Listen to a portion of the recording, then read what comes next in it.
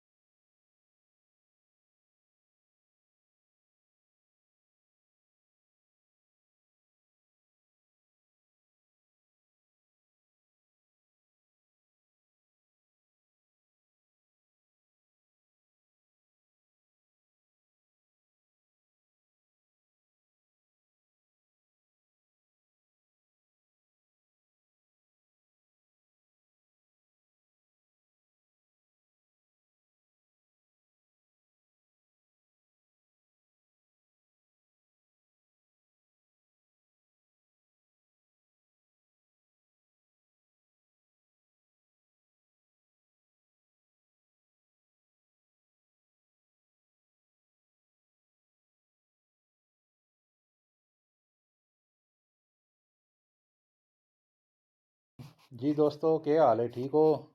उम्मीद है सब ठीक ठाक हो। सो ये हूँ पाकिस्तानी हुकूमत नवा कटा खोल दिता है कि जी फार्म पुर करके जी जिसले आसो उसले भी दो तो जिसले जासो उसले भी दो।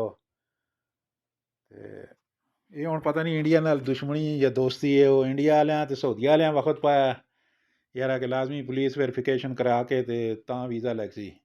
तो पाकिस्तान वाले हूँ पता नहीं इंडिया वेख के ये काम शुरू कर दिता है कि जी लाजमी तुसी जड़ा ना उतों आसो तो पैसों ना जड़ा ना हलफनामा दे के आसो, लाजमी वो फार्म पुर करसो।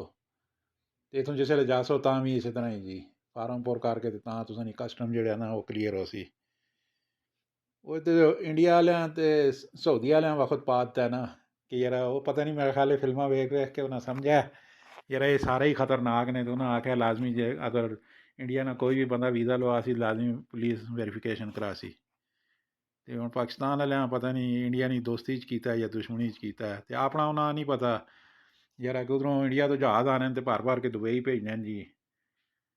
तो जोड़े असी गरीब लोग जी इन्होंने हक लाल ने जोड़े दो चार पैसे तो उन्होंने भी ना जी हलफनामे दो।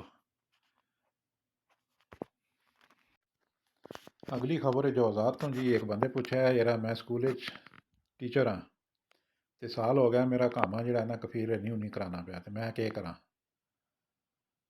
तो उन्होंने आख्या यार कोशिश करो अगर कोई आपस में मसला हल होना है ता नहीं तो फिर जितना जल्दी हो सकना है मकते अमल जिसका नवा ना है वजारत अफरादी क़ुव्वत व समाजी बहबूद आबादी उत्थे जाके तो आप दरखास्त दो तो जे कफील हाँ फिर वो तलब करो तो कामे ना कोई हल निकले। एक ही और बंदे भी पूछा जो ज़ात वाले को यार कि मैं सैक खास हाँ तो छुट्टी गया तो वो छुट्टी एक्सपायर हो गई है तो हूँ कि मैं वापस आ सकना या नहीं आ सकना। तो उन्हें आख्या यार हूँ तू इस वीज़े ते तो वापस नहीं आ सकना तो दूसरे वीज़े ते भी किसी ते तू सऊदी अरब 3 साल वास्ते नहीं आ सकना है। लेकिन हाँ अगर तेरा अपना कफील वीज़ा भेज छोड़े तो इस सूरत तू आ सकना है। तो अगर तू किसी और वीज़े ते आसे तो एयरपोर्ट तो वापस कर दिता जा इस वास्ते ज़्यादातर ख्याल रखना चाहिए ना कि अगर तुम छुट्टी गए हो तो तुसाने अपने कफील ना वीज़ा है ਫਿਰ ਤਾਂ ਠੀਕ ਹੈ, ਤੁਸੀਂ ਦੁਬਾਰਾ ਆ ਸਕਦੇ ਹੋ, ਤੇ ਅਗਰ ਨਹੀਂ ਤੇ ਫਿਰ 3 ਸਾਲ ਵਾਸਤੇ ਤੁਸੀਂ ਨਹੀਂ ਆ ਸਕਦੇ। ਲਓ ਜੀ ਭਰਾਓ, ਦੁਬਈ ਵਾਲਿਆਂ ਵਾਸਤੇ ਤਾਂ ਬੜੀ ਜ਼ਬਰਦਸਤ ਕਿਸਮ ਦੀ ਖਬਰ ਹੈ ਕਿ ਉੱਥੇ ਨੇ ਨੈਸ਼ਨਲ ਬੈਂਕ ਤੇ ਅਮਾਰ ਕੰਪਨੀ ਵਾਲਿਆਂ रल के बड़ी ज़बरदस्त किस्म की आफर दी है लोगों कि यार तुसां कोल पैसे नहीं तां भी आके समान खरीदो, पैसे आपे बाद चा दो, 3 महीने 6 महीने किस्तां च करके चा दो।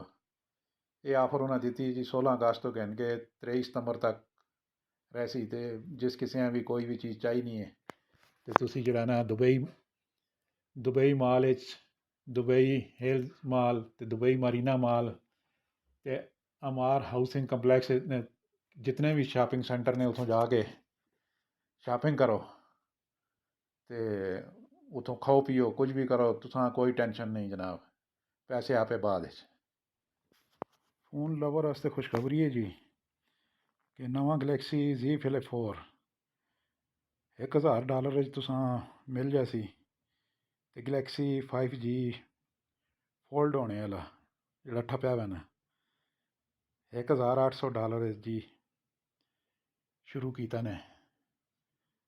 तो इस तो भी वध के एक नवा फोन आया जोड़ा बिल्कुल जनाब मेरा ख्याल है कि सारे पसंद आ सी, कि उसना कैमरा बाहर निकल के उड़ सी, सेम ड्रोन वाली गल, जिसले भी तुसें वीडियो बनानी है क्लिक करो तो वो बाहर जी, इधर उधर वीडियो बनाओ मजे करो जनाब, फिर मुड़ के ठप के ना जी।